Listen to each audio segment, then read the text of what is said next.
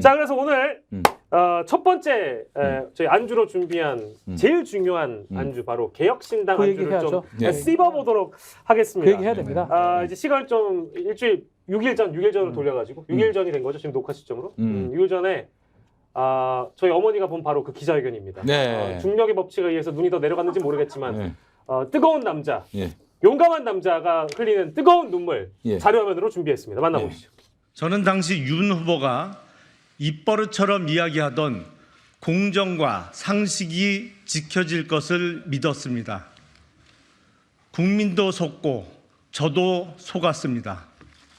저의 곁에 남아 끊임없는 격려와 응원을 보내주신 수원, 특히 발달구 주민 여러분께 그리고 당원 여러분께 감사와 사죄의 말씀을 드립니다. 오늘 이렇게 제가 국민의힘을 탈당하는 것은 여러분의 성원이 부족해서가 아니고 여러분에 대한 저의 사랑이 식어서는 더욱 아닙니다. 오늘 이렇게 작별을 구합니다만 회자 정리, 거자 필반이라고 했습니다. 추후에 더욱 좋은 모습으로 인사드리도록 하겠습니다. 경청해 주셔서 감사합니다.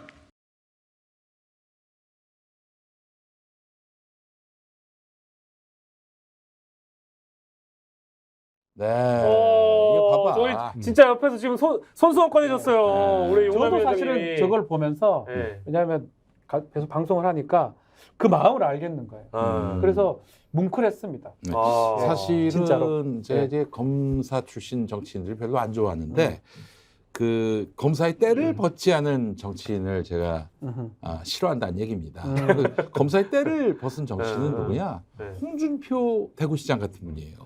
저 누가 검사를 하겠어요 지금은. 근데 네. 그분은 대단한 검사였죠. 그렇죠. 예전에는 대단한 네. 검사였죠. 근데 김용남 의원님도 바로 그런 경우가 아닌가. 네. 뭐 포스트 이런 중요한 정치적 어떤 전환기를 이제 선포하면서 지역 국민을 먼저 얘기하잖아요. 국민을 얘기하고 이거는 검사 때를 벗지 못한 정치인들에게서 볼 수 없는 모습이에요. 저렇게 일부러 울긴 어려운 거죠 사실은. 지역 국민 얘기할 때 확 올라오시는 것 같은데. 국민들 얘기할 때 그때 이제 울컥했죠. 마음이. 네. 저때 심정이 그러니까 뭐 어쨌든 이 저희 기자회견문이나 이 탈당하시는 입장을 발표하는 건 본인이 직접 쓰신 그렇죠. 거니까 네. 그 내용 중에 국민 얘기할 때 한번 울컥하시고 뭐 아까 말씀하신 국민도 속고 요거는 잠깐 약간 그때는 울컥하지는 않았어요. 박근혜 예전 그 친박 박근혜 드립이야. 그때 드립 같은 느낌. 그때 저 친박 공천학살 때. 예, 그때 느낌이 좀 들긴 했어요. 2008년에. 아니 근데 더 좋은 말을 못 찾겠더라고요. 고민을 많이 하셨을 것 같아요. 이거 준비하시면서. 야. 근데 국민에서 한번 울컥하시고 또 어떤 대목에서 어떤 감정이 올라와서 눈물을 흘리게 되셨는지. 아니 그 거자 필반 뭐 이 얘기할 때 반드시 다시 만날 수 있다 또. 회차 정리. 예. 다시 만나고 싶은 마음으로 그러면 아니 그거는 그러니까 복당을 의미하는 건 전혀 아니고 예. 제가 얘기한 거는 네. 주민들하고 지지자들. 당원들이니까 예. 지지해 주셨던 분들 예. 그건 뭐 다른 기회라도 다시 만나야죠. 그러니까 오해하시는 분들은 저는 지금 이 자리에서 떠나지만 다시 돌아오겠습니다. 이렇게 오해하시는 분이 그게 아닙니다. 국민분들하고 지지자분들에 대한 마음이었다. 가능성을 이야기하자면 예. 이번 4월 총선에서 개혁신당이 아주 좋은 성과를 얻고 예. 국민의힘이 특히 수도권에서 완전히 참패하게 되면 예. 사실은 수도권에서 지역구 당선자를 못 내는 당이 전국전당이 일단 못 되는 거죠. 되게 어렵죠. 그렇죠. 그리고 네. 계속 존립하기가 어렵거든요. 예. 아니, 뭐 그런 상황이 벌어진다면 개혁신당이 국민의힘 중에 그래도 좀 나은 사람들을 이렇게 골라서 받아서 하는 방식도 가능하겠죠.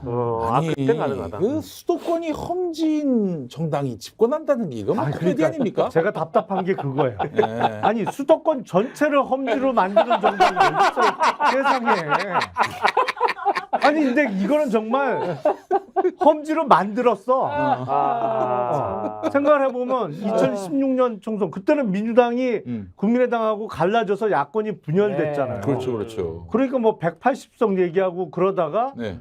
찐박 공천한다고 난리 쳐갖고 폭삭 망했죠. 망했지요. 수도권 다 죽어나갔어요.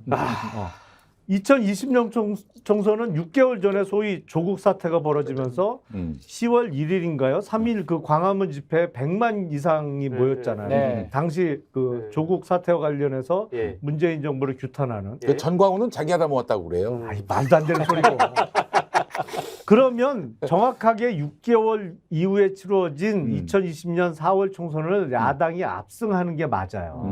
근데 그거 홀라당 까먹고 103석 했잖아요. 네, 그렇죠, 네, 네. 그렇죠. 사실은 스스로 본인들의 잘못으로 수도권 전체를 험지로 만들어 버렸어요. 그 서울의 강남 조금 살아남아 있고 뭐 경기도 같은 경우에 분당이나 이런 좋은 동네 아니면 휴전선 접경 지역 살아남은 건데 이걸 반성하고 확 탈바꿈할 생각은 안 하고 갈수록 더 해 보면. 바로 이 고민이 이준석의 고민이기도 했어요. 그렇죠. 네. 이준석 전 대표 얘기 나왔으니까 말인데 사실은 이 전 대표를 뭐 항상 그렇게 씹었던 건 아니었지만 그래도 아니요, 또 거의 쉽게 하셨어요. 방송에서. 아니 그래서 네, 어찌됐든 두 분이 악연이 네. 사실 있는데. 그러니까 그래서 저는 개혁신당이 그 부분이 이준석의 신당이 그래도 이준석인데 위원장이 예. 쉽지 않을 것 같다는 생각도 하긴 했는데 예. 두 분 관계는 어떻습니까?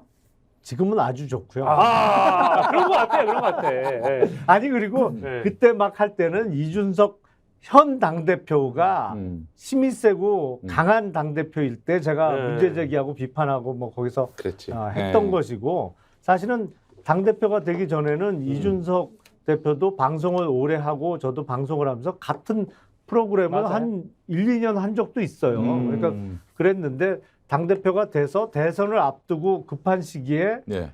대선 당 성공을 위한 선거운동 방식이나 당 운영 방식에 대해서 제가 문제 제기를 했던 것이고 네. 이준석 대표가 당대표에서 쫓겨난 다음엔 저는 한 번도 공격한 적이 없어요. 근데 정확하게 다 이제 요목조목 짚어주시니까 와닿기는 하는데 근데 그거 약간 겹칠 수 있을 것 같아요. 시츄에이션이 어떤 거냐면 방송에 나오셔가지고 이준석 전 대표에 대한 잘잘못을 따지는 김용남 전 의원의 역할도 하면서 동시에 뭔가 국민의힘 이런 방향으로 가면 안 될 것 같은데 좀 흔들린다 싶은 시기가 있었을 것 같거든요. 그 시기가 약간 겹친다고 보는데 저희가 그래서 보기를 준비해 왔습니다. 언제부터 김용남의 이거 마음은 재밌어요. 언제부터 김용남의 마음은 흔들렸을까? 제가 보기 드릴게요. 5가지입니다. 위원장님. 첫 번째. 강서구청장 선거 참패. 이게 첫 번째고요. 시기를 생각하시면 되는데 두 번째. 3.8 전당대회 당시 윤석열 개입 논란. 그렇지. 이때가 있었고. 작년 3월 8일 전당대회. 세 번째. 윤석열 정부에서 사사건건 인사를 잘못해서 인사 논란이 불거졌을 때. 네 번째. 김여사 특검 거부권 행사.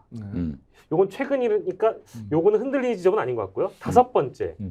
용산 참모들의 총선 출마 러시와 비짓규 전 장관 영입. 저는 답을 알겠어요. 저는 5번을 찍을 것 같아요. 비짓규. 저 뭐 이렇게 막 크게 티 안 냈어요. 비짓규 영입. 저는 5번 느낌. 저는 하나 개인적으로 고르는 거예요? 하나예요. 그러니까 언제 나는 흔들렸는가. 언제 탈당 결심했는가?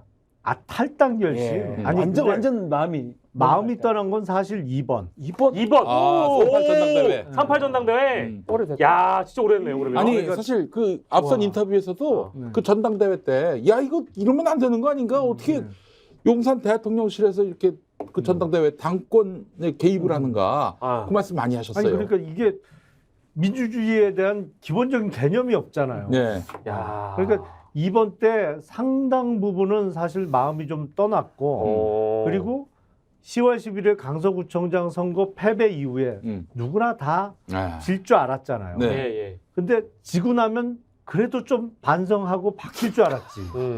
기대를 조금 했죠. 네. 근데 조금 뭐 국민은 늘 옳다 이런 발언이 나서 이제 바뀌나? 기대를 조금 해봤는데 네. 금년 신년사에 완전히 그 2달 전으로 돌아간 거를 보고 절망했고 그래서 사실은 거의 이게 더 이상 있기는 힘들겠다 안 되겠다라고 하는데 비짓규가 비짓규. 그러니까 정확하게 말씀드리면 야. 울고 싶은데 뺨 때려준 거야. 그래서 이거 떠나야겠는데 아니 이걸 계기를 어딜 삼아 어떤 시점에 떠나야 되나 이게 그리고 뭐 명분이 있어야 될 거잖아요. 이게 예. 앞선 얘기부터 줄줄이 다 하기는 좀 그렇고 뭐 많은 분들이 보기에 예. 이해를 하기도 어렵고 예. 근데 딱 울고 싶은데 그 지점에 와서 딱 때리더라고. 그래서 때리니까. 아이고 아니 사실은 작년 전당대회 때 대통령실에서 당 대표를 이렇게 예. 지정을 했듯이 예. 이번 공천도 대통령실에서 이제 지정을 하려고 그러는 거 아닙니까? 지금 그렇게 보여요, 사실은. 뭐 그런 움직임이 좀 있죠. 근데 작년 전당대회 때는 너무 실망했어요. 적어도 헌법을 배우고 이렇게 네. 법학도로 예. 뭐 공부를 하고 시험을 쳐서 법조인으로 생활을 했으면 예. 그래도 기본은 지키지 않을까. 당연히 그건 뭐 기본으로 그렇죠. 생각을 했지. 예. 그런 일이 벌어질 거라고는 생각도 못했죠.